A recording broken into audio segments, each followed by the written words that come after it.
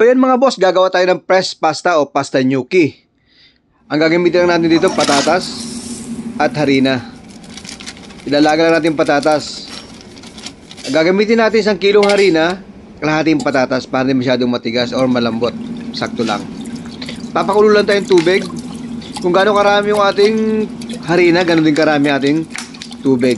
Kung 1 kilong harina, 1 litrong tubig. At mag-a-add lang tayo dito ng extra virgin olive oil and salt. Dito natin siya titimplahan para may lasa na rin yung ating gnocchi. Yan. I-add natin yung patatas. At nag-add na rin nga pala ako ng egg. 2 egg. Mimix lang natin. Then i-add na natin yung ating pinakulong tubig na may oil. Ituloy lang natin hanggang makuha natin yung gusto nating texture. Pag masyadong malambot, mag-add lang tayo ng harina. Mag-adjust lang tayo. Yan, tuloy-tuloy lang natin.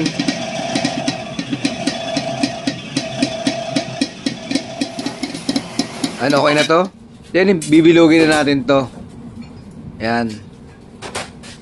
Kung meron kayong mang slice na pang gnocchi, mas maganda yung may shape.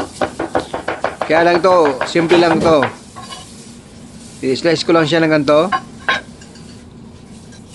Ito na yung gnocchi. Yan. Tuloy-tuloy lang hanggang matapos natin to lahat.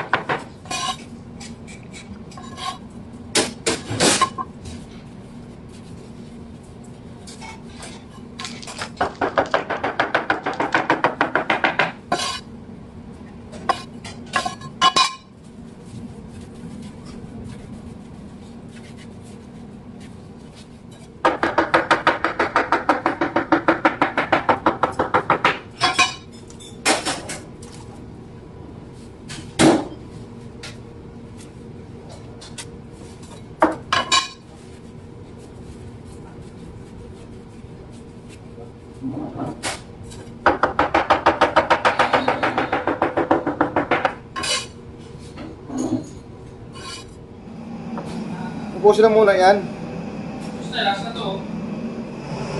So yun, gagawa na tayo ng sauce. Ang gagamitin natin sauce sa kanya ay amatriciana. So mag-slice tayo ng bacon. So bacon, garlic, and onions. Kahit anong sauce pwede nyo gamitin.